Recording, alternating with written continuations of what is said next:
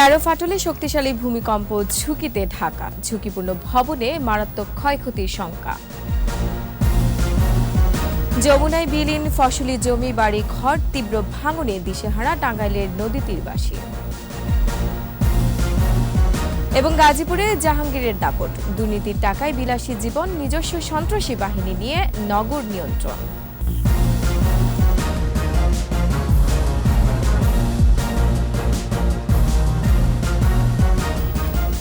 শুনছিলেন first security ইসলামী bank limited সংবাদ শিরোনাম। আমন্ত্রণ সকাল 9টার 21 সংবাদে, সাথে আছে আমি রোমান আমিন। 21 টেলিভিশনের সংবাদ একই সাথে সরাসরি দেখতে পাবেন আমাদের ফেসবুক পেজ www.facebook.com/2124 অনলাইনে। সংবাদে আরো থাকছে, আব্দুল গাফফার চৌধুরীর মৃত্যুবার্ষিকী আজ, তিমির বিনাশী কাজের মাঝেই থাকবেন চিরঞ্জীব।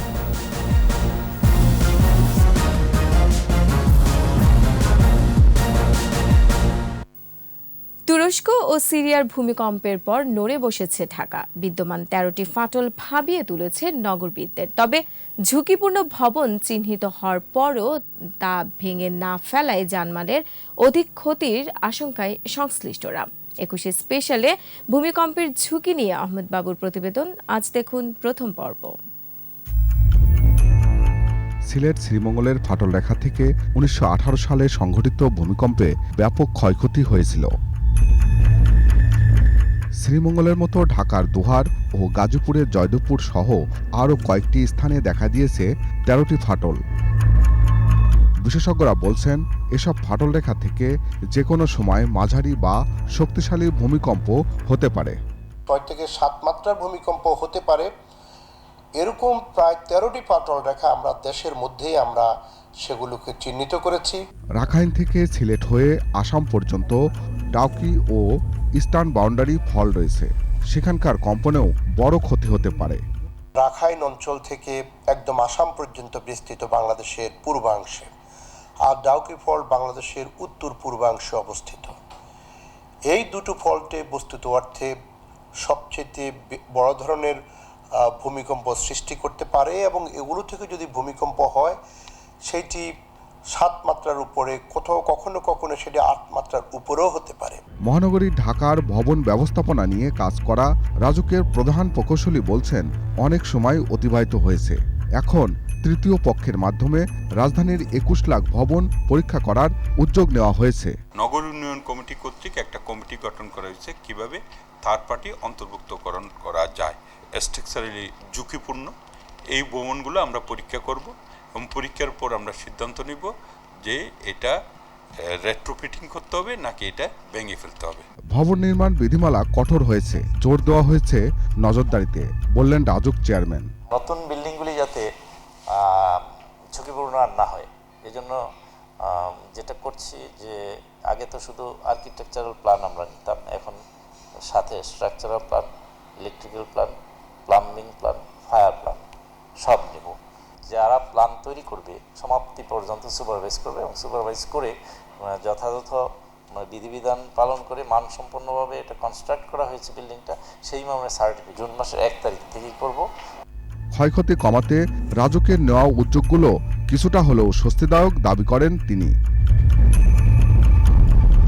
আহমদ বাবু, 21 টেলিভিশন, ঢাকা।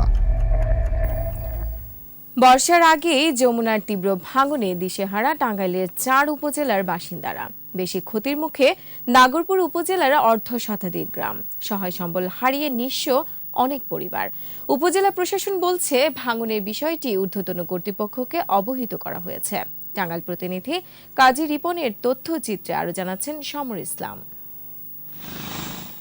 এভাবেই ভাঙছে ফসলি জমি, বাড়িঘর ও বিভিন্ন স্থাপনা। চরম বিপাকে নদীপাড়ের বাসিন্দারা। সদর, কালিহাতী ও ভুয়াপুর উপজেলার বিভিন্ন স্থানেও ভাঙন দেখা দিয়েছে। সবচেয়ে তীব্র ভাঙন নাগরপুর উপজেলার দুবরিয়া, সলিমাবাদ, দত্তিওর ও ভাররা ইউনিয়নের অর্ধশতাধিক গ্রামে। পূর্বপুরুষের ঐতিহ্যবাহী বলরামপুর আজকে নদীর গর্ভে চলে যাচ্ছে। নদীগুলো অনেকদিন যাবৎ ভাঙছে, এখনো ভাঙতে আছে। আমাদের ভিটা সেটা আমরা অন্য জায়গায় অসহায় হয়ে চলে যাচ্ছি। আমরা এত অসহায় পড়ছি যা বলার বাইরে, বুঝছেন। কার কাছে কি বলবো? চেয়ারম্যান মেম্বার আমার ঘরে এক পর্যন্ত কয় না যেন কিভাবে আসাও কিভাবে কি করছাও কোনোদিন আমাকে জিজ্ঞেস করে নাই। যমুনার করাল গ্রাসে যে কোনো সময় বিলীন হতে পারে বলরামপুর সরকারি প্রাথমিক বিদ্যালয় সহ বেশ কয়েকটি শিক্ষা প্রতিষ্ঠান। পড়াশোনা বন্ধের শঙ্কায় শিক্ষক ও স্থানীয় জনপ্রতিনিধিরাও। যেখানে প্রতিদিন উপস্থিত ছিল 200, সেখানে আমাদের শিক্ষার্থী উপস্থিত 40-50 এরকম। বাকি শিক্ষার্থীগুলো তারা শিক্ষা থেকে বঞ্চিত হচ্ছে। অফিসে যারা গেছিল যৌথভাবে যাওয়ার পরে তারা একটা সিদ্ধান্ত নিয়েছে স্কুল সরিয়ে অন্যত্র হয়তো একটা শ্রাবত অস্থায়ী একটা স্কুল করে দিবে। ভাঙন প্রতিরোধে শিগগিরই ব্যবস্থা নেওয়ার আশ্বাস উপজেলা প্রশাসনের। সরকারি বিদ্যালয়ের পাশাপাশি অন্যান্য অনেক জনবসতি ঘরবাড়ি রয়েছে, সেগুলি অসময়ে যে যমুনা নদীর ভাঙনের এটি কবলে পড়ছে এবং ইতিমধ্যে আমরা আমাদের উপজেলা শিক্ষা অফিসার সহ সংশ্লিষ্ট সকলকে নিয়ে এটি সরেজমিন পরিদর্শন করেছে। ভাঙন রোধে নদী পাড়ে স্থায়ী বাঁধ নির্মাণের দাবি এলাকাবাসীর। সমর ইসলাম, 21 টেলিভিশন। সিটি কর্পোরেশনের দুর্নীতির টাকায় উচ্চবিলাসী দিনযাপন গড়ে তুলেছিলেন সন্ত্রাসী বাহিনী, আর সেই বাহিনীরাই নিয়ন্ত্রণ করত গাজীপুরের প্রশাসন। সব মিলে দেশের মধ্যে নতুন রাজ্য প্রতিষ্ঠা করতে চেয়েছিলেন তিনি। বলছিলাম বাংলাদেশের আলোচিত মেয়র জাহাঙ্গীর আলমের কথা। গাজীপুর ঘুরে এসে বাকিটা জানাচ্ছেন মোহাম্মদ নুরুন নবী, ছবি তুলেছেন মোহাম্মদ হানিফ। গাজীপুরের এই ভবনটি যেন টাকার মেশিন। বছর দুয়েক আগে মেয়র বরখাস্ত হয়েছেন, কিন্তু তার ক্ষমতার দাপট কমেনি। এখানকার পরতে পরতে সীমাহীন অনিয়ম, দুর্নীতি আর ক্ষমতার যথেচ্ছ ব্যবহারের ছাপ। তার পেছনের ব্যক্তি গাজীপুরের সাবেক মেয়র জাহাঙ্গীর আলম। দলে অনুপ্রবেশকারী এই ব্যক্তি ক্ষমতাসীন দলের ঝান্ডার মান সম্মান ডুবিয়েছেন অবলীলায়। নগরপিতা নাগরিকদের সেবা না দিয়েই নিজের সম্পদের ঝুলি করেছেন ভারী। তিনি বিভিন্ন ব্যবসার সাথে জড়িত, অত কথা বলা যাবে না, কারণ সে রাতারাতি এত টাকা পয়সার মালিক কিভাবে হয়ে গেল আমরা তো হইতে পারি না। মানুষের ঘর বাড়ি জমি জমা দখল করে রাস্তাঘাট ড্রেন সংস্কার করার নামে অনেক টাকা পয়সা লুটপাট। বাস্তবে প্রকল্পের কাজ বাস্তবায়ন না হলেও কাগজপত্রে 80 থেকে 100% অগ্রগতি দেখিয়ে বিল পরিশোধ করেছেন। অনুসন্ধানে দেখা যাচ্ছে নিকট আত্মীয় ও ঘনিষ্ঠদের নামে করা 16টি কাগজে প্রতিষ্ঠানের নামে কাজ ও টাকা বাকিয়ে নিয়েছেন তৎকালীন মেয়র, অথচ তালিকাভুক্ত নির্মাণ প্রতিষ্ঠান 1200। শুধু অবকাঠামো নির্মাণ প্রকল্প নয়, শহরের ড্রেন ও বর্জ্য পরিষ্কার না করেই পুরো টাকাই অর্থ আত্মসাতের অভিযোগ বিস্তর। শহরের উন্নয়ন প্রকল্পের ক্ষতিপূরণ পায়নি জমির মালিক ও ক্ষতিগ্রস্তরা। আমার পিলার 3টা পড়ছিল, জাহাঙ্গীর আলম কোনো রকম ড্যামেজ দিতে চাচ্ছিল না। কাটল গাছ, সাম গাছ এগুলো সব ফালাই করছে, বেকুদে উঠাইছে, পরে এগুলো কোনো টাকা পয়সা দেয়নি। আমরা একটা ভালো একটা মেয়র পাইলে আমরা সুযোগ সুবিধা সব পাবো। কর্পোরেশনের 104টি হাট বাজারের ইজারায় নিয়মের ব্যত্যয় হয়েছে বরাবরই। লিজের টাকার বড় একটা অংশ চলে গেছে মেয়রের পকেটে। অতিথি আপ্যায়ন, বালু ভরাট, বস্তা ও রাস্তার বাতি কেনার কথা বলে বিশ্ব ইস্তেমার নামে কোটি কোটি টাকা লোপাটের ঘটনা ঘটেছে। অনেকে তার ভয়ে বুক খুলতো না, অনেক প্রজেক্টের টাকা বোঝায় নাই, তারপরে বিল কারখানার মধ্যে এরকম কিছু চাঁদাবাজির ব্যাপারটা আছে। বরখাস্ত হবার আগেই 3টি বছর লুটপাটের মহোৎসব করেছেন এই মেয়র। নিজের খুঁটি ঠিক রাখতে সহায়ক ট্রাফিক পুলিশের নামে নিজের পেটোয়া বাহিনীর জনকও এই মেয়র। নিজস্ব বাহিনী করেছিল সেটাও ছিল। একজন ইঞ্জিনিয়ার খুন হয়েছে আপনারা জানেন। এরকম আর অনেক বিষয় টিষয় আছে আর কি। দেখবেন সবসময় তার চারপাশে কিছু লোকজন থাকে এবং এই লোকদের মাধ্যমে সবকিছু ঘটেছে। কর্পোরেশনের প্রত্যেকটি মানুষের কাছে এসব গল্প ওপেন সিক্রেট হলেও যার বিরুদ্ধে অভিযোগ তাদের চোরের মায়ের বড় গলা অবস্থা। আমার আল্লাহ ছাড়ার কোনো কিছু নাই। মা বলছে আমার সন্তান যদি অন্যায় করে তাহলে বিচারটা এই মাটিতে হবে, সেই হিসেবে ঢাকা বসে বিচার করলে হবে না। আপনারা দেখছেন আমার নামে দুদক দিয়া চিঠি দিয়েছে, আগামী 22 তারিখ আমার ডেকেছে। আমি তো দুর্নীতি করলে শহরের মানুষটা করছি, তাহলে আমাকে ছেড়ে দেন, আমাকে ডিস্টার্ব কেন করছে? শিল্প সংস্কৃতির শহরে লুটপাট ও রক্তের হোলি খেলার রাজনীতির অবসান চায় এই শহরের বাসিন্দারা। নিজের অধীনস্থ ওয়ার্ড কাউন্সিলরদের নিয়ে অপরাধের সাম্রাজ্য গড়েছিলেন বহিষ্কৃত মেয়র জাহাঙ্গীর আলম, যেখানে তিনি কর্পোরেশনের নাম ভাঙিয়ে নিজে জমি দখল করেছেন। ময়লা আবর্জনা পরিষ্কার না করে বিল ভাউচার দেখিয়ে টাকা উত্তোলন করেছেন। এমনি সিটি কর্পোরেশনের প্রত্যেকটি পরতে পরতে রয়েছে দুর্নীতির নানান গল্প।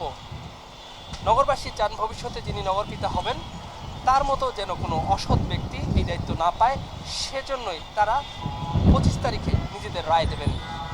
মোহাম্মদ নুরুন নবী, 21 টেলিভিশন, গাজীপুর।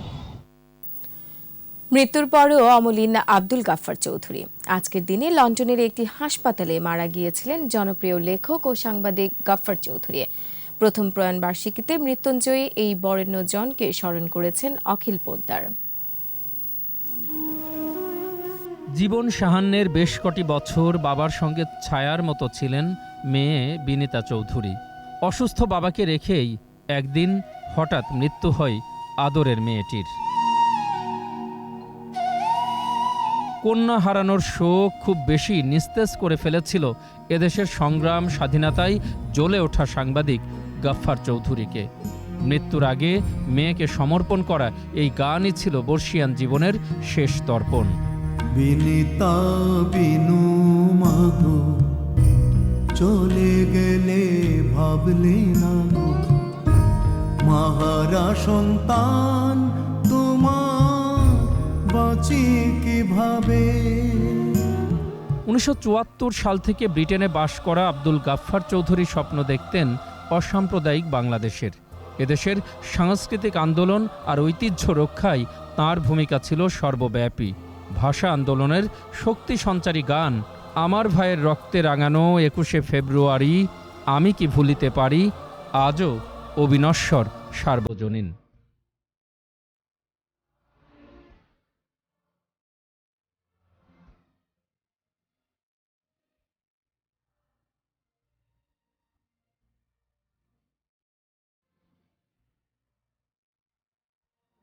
অতঃপর 52 থেকে 71 যখনই বাংলা কিংবা বাংলার মানুষ হয়েছে আক্রান্ত, তখনই গাফফার চৌধুরীর চিরঞ্জীব কলাম কিংবা কবিতা মশালের মতো পথ দেখিয়েছে। এই কলম যুদ্ধে নামতে গিয়ে বহু বন্ধু হারিয়েছি। আমাদের দেশে মুশকিল হচ্ছে, আমি তোমার বিরুদ্ধে বা তোমার কোনো বক্তব্যের বিরুদ্ধে কিছু লিখলাম, তুমি তার জবাব না দিয়ে বললে আরে অপরিচিত টাকা পেয়ে লেখে, কিংবা মৃত লোকের কে সাক্ষী মেনে লেখে। কিন্তু আমি মৃত লোককে সাক্ষী মেনে লিখি বা অর্থ পেয়েই লিখে থাকি, আমি যে বক্তব্যটা রেখেছি তার প্রতিবাদ খুব কম হয়। আজীবন তিমির বিনাশী এই বুদ্ধিজীবী নিজ গুণে প্রতিটি মানুষের কাছে প্রথিতযশা। তার কাজই তাকে অনন্তকাল বাঁচিয়ে রাখবে। জয়তু আব্দুল গাফফার চৌধুরী। অখিল পোদ্দার, 21শে টেলিভিশন, ঢাকা। সংবাদের পর্যায়ে একটা বিরতি নিচ্ছে, যখন ফিরছি তখন অন্যান্য খবরের সঙ্গে আরো থাকবে। ভুল জন্ম নিবন্ধন সনদে ভোগান্তিতে রাজধানীবাসী, শুধরাতে ঘুরতে হচ্ছে মাসের পর মাস। আবার আমন্ত্রণ সকাল 9টার 21 সংবাদে। দক্ষিণ আমেরিকার জনপ্রিয় শস্য চিয়া সিড চাষ হচ্ছে পঞ্চগড়ে। উৎপাদন খরচ ও পরিশ্রম কম হয় চাষে ঝুঁকছেন কৃষকরা। পুদিনা পরিবারে পুষ্টি ও ঔষধি গুণ সমৃদ্ধ এই সুপারফুড ঘিরে প্রান্তিক এ জেলার কৃষি অর্থনীতিতে নতুন সম্ভাবনার দ্বার উন্মুক্ত হয়েছে। পঞ্চগড় প্রতিনিধির তথ্যচিত্রে মাসুম আলিসার রিপোর্ট। পঞ্চগড় সদরের গরিনাবাড়ি ইউনিয়নের প্রত্যন্ত গ্রাম চারখুড়া। এই গ্রামের অবসরপ্রাপ্ত সেনা কর্মকর্তা আমিনুর রহমান বিদেশি সুপারফুড চাষ করে সাড়া ফেলেছেন। ইউটিউব দেখে পুষ্টি ও ঔষধি গুণ সমৃদ্ধ চিয়া সিড নিয়মিত খাওয়া শুরু করেন তিনি। উপকার পাওয়ার পর 2022 সালে বীজ সংগ্রহ করে 1 বিঘা জমিতে চিয়া সিড চাষ করেন। অন্য ফসলের তুলনায় 6-7 গুণ বেশি লাভ পাওয়ায় এবার 9 বিঘা জমিতে বাণিজ্যিকভাবে বিভিন্ন রঙের চিয়া সিড চাষ করেছেন তিনি। প্রতি বিঘা জমিতে 1 লাখ টাকা মুনাফা পাওয়ার প্রত্যাশা করছেন এই কৃষি উদ্যোক্তা। এটা একটা সুপারফুড, এটার পুষ্টিগুণ অনেক, এবং এটার বাজার মূল্য আমি মিডিয়াতে যা দেখেছি যে 1500-1600 টাকা কেজি বা 50-60 হাজার টাকা প্রতি মনের দাম। আমিনুরের সফলতা দেখে ওই এলাকার অনেকে ঝুঁকছেন বিদেশি এই শস্য দানা চাষে। আমরা যেভাবে অন্যান্য ফসল ফলাই এভাবে এটা ফলানো যায়, আর এটার মেয়াদকাল হচ্ছে আপনার 110 দিন। প্রতি বিঘা জমিতে চিয়া সিড চাষাবাদ করতে খরচ হয় 8 থেকে 10 হাজার টাকা, আর বীজ বপনের 120 দিনের মধ্যে প্রতি বিঘায় চিয়া সিড উৎপাদন হয় 120 থেকে 130 কেজি। এই আবাদগুলো যদি অন্যান্য আবাদের সাথে করতে পারি তাহলে আমাদের অর্থনীতিতে অনেক বড় একটি ভূমিকা রাখবে। দাম বেশি হলেও চাহিদা বাড়ছে চিয়া সিডের, তবে স্থানীয়ভাবে উৎপাদন বাড়লে দাম কমে আসবে বলে আশা করছেন ক্রেতা বিক্রেতারা। যেহেতু এটা আমাদের জেলা এখন উৎপাদন হচ্ছে, তাহলে আমরা একবার আমাদের হাতে লাগালে যে প্রাইসটা, যে মূল্যটা, সেভাবে কিন্তু কিনতে পারবো। এটা আমাদের এটা যদি আমদানি বাড়ে যায় এবং উৎপাদন বাড়ে যায়, তাহলে দাম আরো কিছু কমতে পারে। পঞ্চগড়ের কৃষিতে চিয়া সিড নতুন মাত্রা যোগ করেছে বলে জানান কৃষি কর্মকর্তা। ওমেগা 3 ফ্যাটি অ্যাসিড আছে, যেটাকে আমরা ALA বলি, হ্যাঁ, আর প্রাণী সোর্সে আমরা DHA PA পাই। তো এই যে এগুলা আমরা হোল সিড হিসেবে আমরা গ্রহণ করি।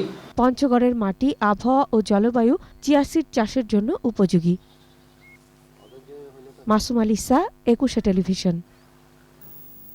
এবারে আমাদের নিয়মিত আয়োজন জনদুর্ভোগ।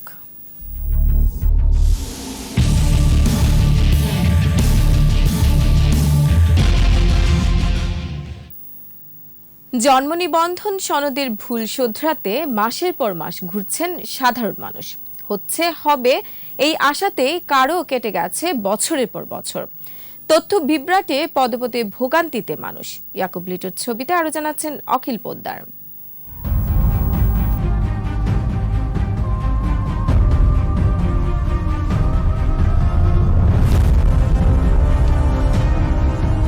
ভুল হয়েছে জন্ম সনদ, আর তা ঠিক করতেই দিনের পর দিন ধর্ণা অফিসে অফিসে। আমার নাম ছিল সামিরুল্লাহ বাবুল, কিন্তু আমার নামের আগে দিয়েছে সামিরুল্লাহ বেগম।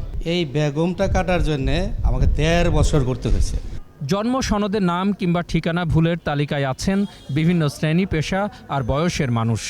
এই ভুলের কারণে প্রশাসনিক ও সামাজিক বহুবিধ কাজে ভোগান্তির শিকার হচ্ছেন তারা। অর্থনৈতিকভাবেও ক্ষতিগ্রস্ত হচ্ছেন কেউ কেউ। আমি জন্ম নিবন্ধন করতে দিয়েছিলাম, তো ওইখান থেকে বলতেছে যে আপনার নামে অলরেডি একজনের জন্ম নিবন্ধন করা আছে। সকল কাগজপত্রে আমার সাল ঠিক আছে 2005, কিন্তু অনলাইনে গিয়ে দেখি 2006 দেওয়া। মায়ের নাম দেয় নাই, বাপের নাম ভুল করে রাখছে, জন্ম তারিখও ভুল করে রাখছে। এখন আমি সংশোধনের জন্য সে জন্ম তারিখ সংশোধনে ওনারা নোটিশ দিয়া বন্ধ করে রাখছে। পরে আমি উপর থেকে ফোন টোন করাই, তারপরে ঠিক করছি। গ্রামের চেয়ে রাজধানীর 2 সিটি কর্পোরেশনে ভুলের তালিকা সবচেয়ে বেশি। এজন্য খোদ কর্পোরেশন কর্মকর্তাদেরই দোষ দিলেন কাউন্সিলররা। এখন একটা জন্ম নিবন্ধন আজকে যাবে, গিয়ে জমা দিবে, বলবে পরশুদিন আসেন, পরশুদিন গেলে হয় নাই, তারপরে ওনার যেতে হয়, ওখানে ভাড়া লাগতেছে, তারপরে ওনাকে আবার কিছু খুশি করাইতে হয়, খুশিটা দিতে হয়। তো এগুলো তো আমরা মাইনে নিতে পারি না। প্রতিটা ওয়ার্ডে একজন বসুক, পয়সা দিয়ে দেব, তৈরি হয়রানির শিকার হবে না। সিটি কর্পোরেশন বলছে দুর্ভোগ বন্ধে চেষ্টার কমতি নেই। এই সেবা পৌঁছে দেওয়ার কার্যক্রমটা আরও কীভাবে সহজ করা যায় সেই লক্ষ্যে সবাই মিলে কাজ করছে। ভুক্তভোগীদের অভিযোগ, কখনো কখনো ইচ্ছে করেও ভুল করা হয়েছে তাদের জন্ম সনদে। দেশের বাইরে আছেন এমন ব্যক্তিদেরও এনতার অভিযোগ এ ব্যাপারে। আমার অনলাইনে যে সময় আসছে তখন দেখতেছে আমার যে 9 1 বছর বেশি। বাংলাদেশ ব্যতীত অন্য কোথাও থেকে এটা সংশোধন করা যাবে না, কিন্তু তারপরেও আমাকে এটা সংশোধনের জন্য রোমে যেতে হবে। রোমে যাওয়ার পরে এটা আমার বাংলাদেশে আসবে, বাংলাদেশ থেকে অ্যাপ্রুভ দিলে তারপরে এটা হচ্ছে কি আপনার সংশোধন হবে। তাহলে আমি কেন রোমে যাব? জন্ম নিবন্ধনের তথ্য সংশোধন করতে গিয়ে বছরের পর বছর যেভাবে মানুষকে ঘুরতে হচ্ছে, তাতে তাদের মনে হয়েছে জন্মই বুঝি আজন্মের পাপ। প্রিয় দর্শক, আপনার চারপাশে নানা সমস্যা আর ভোগান্তির চিত্র তুলে ধরবে 21শে টেলিভিশন। সব তথ্য জানাতে ফোন করুন, এই নম্বরে পৌঁছে যাব। আমি অখিল পোদ্দার, আর 21শে টেলিভিশনের ক্যামেরা আপনাদের দুর্ভোগ দুর্দশায় সবসময় পাশে আছে 21শে টেলিভিশন। আর এরই সাথে শেষ করছি সকাল 9টার 21শে সংবাদ। যাবার আগে ফার্স্ট সিকিউরিটি ইসলামী ব্যাংক লিমিটেড সংবাদ শিরোনামগুলো আরও একবার। 13 ফাটলে শক্তিশালী ভূমিকম্প, ঝুঁকিতে ঢাকা, ঝুঁকিপূর্ণ ভবনে মারাত্মক ক্ষয়ক্ষতির শঙ্কা। যমুনায় বিলীন ফসলি জমি, বাড়ি ঘর তীব্র ভাঙনে দিশেহারা টাঙ্গাইলের নদী তীরবাসী। এবং গাজীপুরে জাহাঙ্গীরের দাপট, দুর্নীতির টাকায় বিলাসী জীবন, নিজস্ব সন্ত্রাসী বাহিনী দিয়ে নগর নিয়ন্ত্রণ।